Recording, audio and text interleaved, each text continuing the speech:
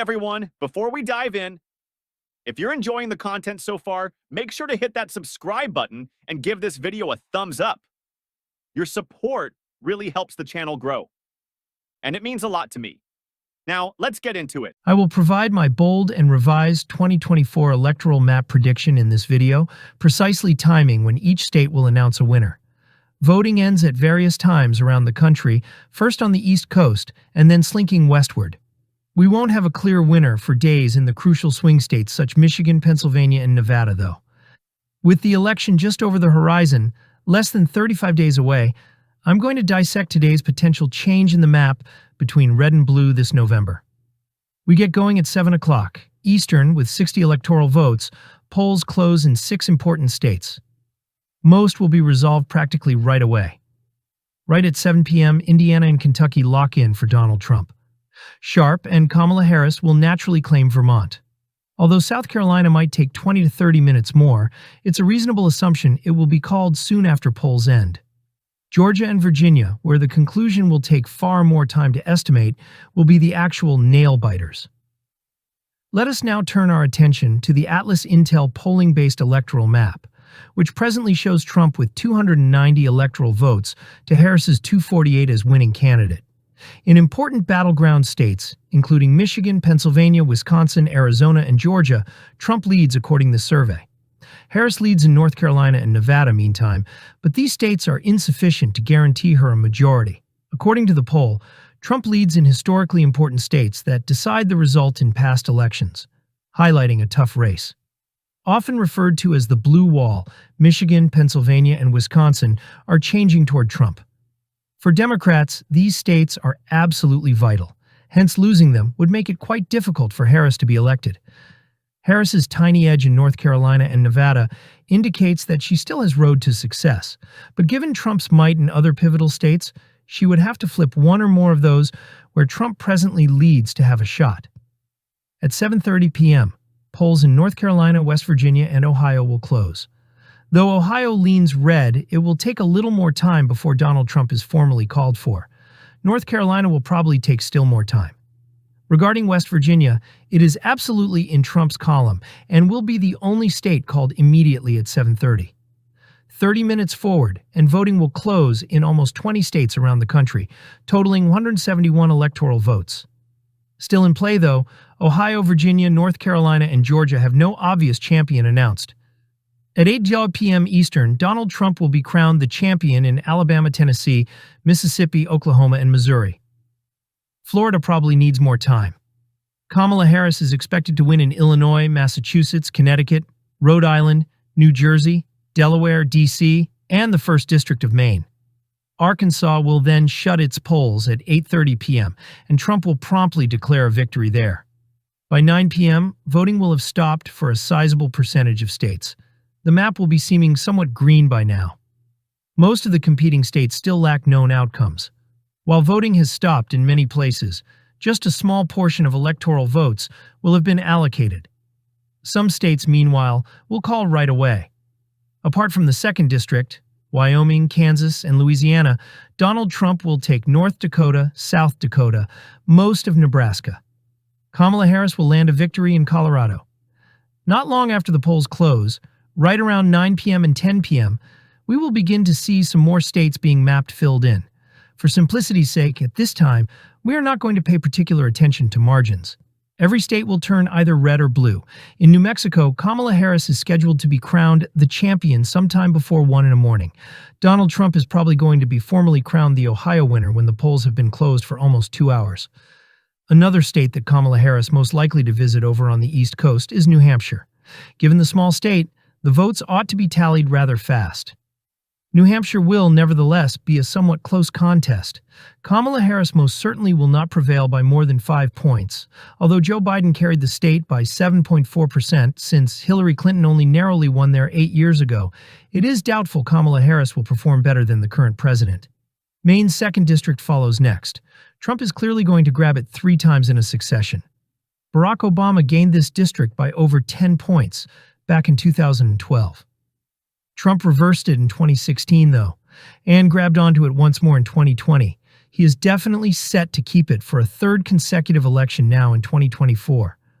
The vote count in New York will take some extra time. In over 30 years, this will be the closest race the Empire State hosts. Kamala Harris is probably going to prevail, but by less than 15 points. From Joe Biden's 23-point margin 4 years ago, a notable decline. Particularly as Democratic leadership in New York has been under increasing criticism, the state has been progressively turning right. First, there was Andrew Cuomo, who quit under claims of sexual harassment. Later, Kathy Hochul, his replacement, has not received much favor either.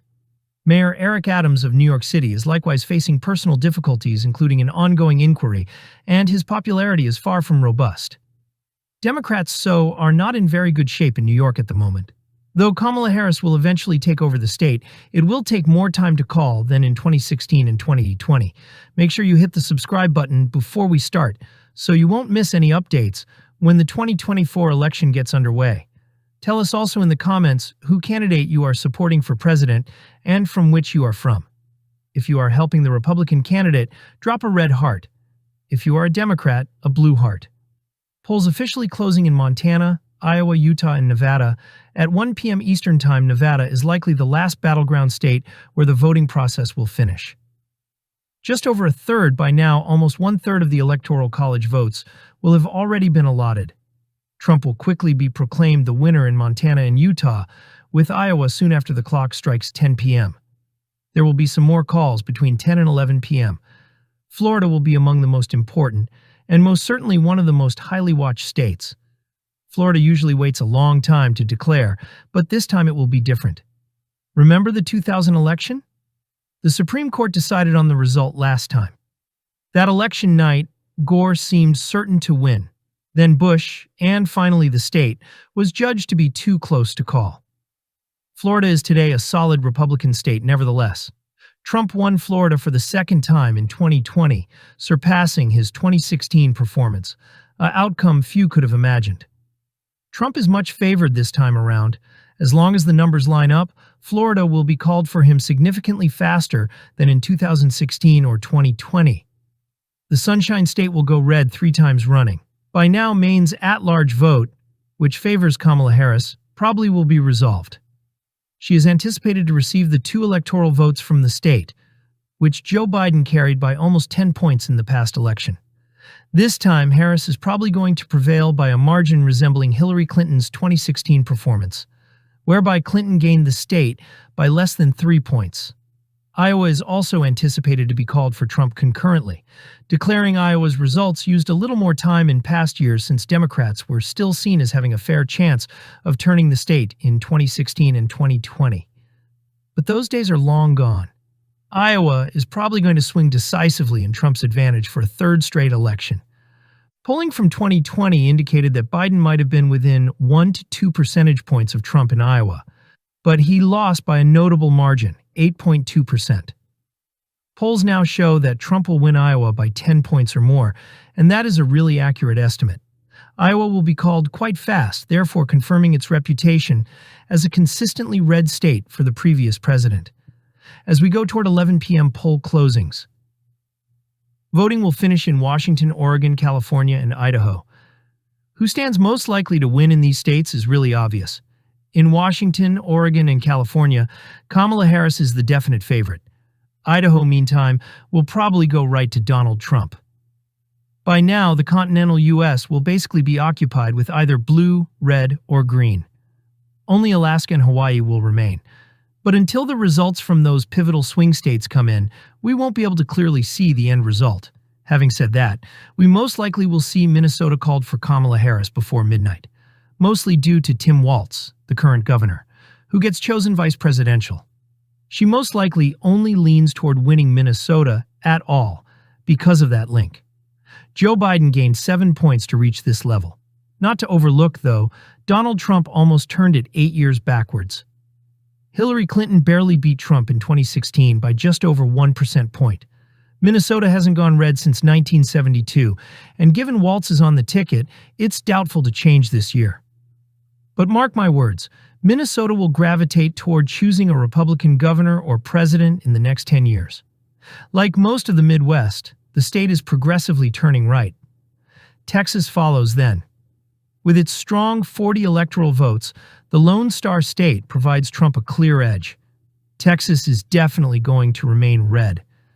Unlike 2020, when there was great buzz about Biden having a legitimate shot, polls at one point even showed Biden leading in Texas by 1 or 2 points. Still, Trump prevailed by 6 points. Kamala Harris probably will lose Texas by a margin of 10 points or more this time. Given its size, Texas could call somewhat more slowly than others. But by the end of the evening, Trump's column ought to be securely in place. Polls closing in Alaska and Hawaii at midnight Eastern Time. Hawaii will be called nearly quickly in Kamala Harris's favor. Alaska might take some time to count. Actually, Alaska will most likely show no significant changes for the whole November 5th night. Usually it's November 6th, the next day, before we start to get any significant figures out of Alaska. Though it's not expected until tomorrow, we already know the state is firmly in Trump's side. By the end of election night on November 5th, this is probably how the map will look. Not now, we most likely won't know the overall winner. With 110 still up in the air, Trump at 216 electoral votes leads, closely followed by Harris at 212. The most of the competitive states are still under action. For subsequent results, Virginia, Nebraska's 2nd district, as well as even Alaska, will probably have to wait until early hours of the next day. First likely to report from Virginia will be far more competitive than in the past 2 elections, thus the reason it won't be called early as it normally is. One expects a lean margin to determine it. Joe Biden performed well looking back at 2020, but just 1 year later, Republican Glenn Youngkin took over the governorship. Republicans also appointed the lieutenant governor and attorney general. The state has been leading Republican lately. It is doubtful to be called till the next morning. The morning following Election Day will most likely call Arizona. Called for Joe Biden on election night in 2020 with 11 electoral votes, many feel his call came too soon. Biden barely won it. Hence, if things turned out differently, he most certainly could have lost. I suppose the networks will be more wary in 2024. Arizona this time prefers Trump. Biden narrowly prevailed in 2020, and the data shows that Harris, a substantially less strong contender, lacks the same fervor behind her.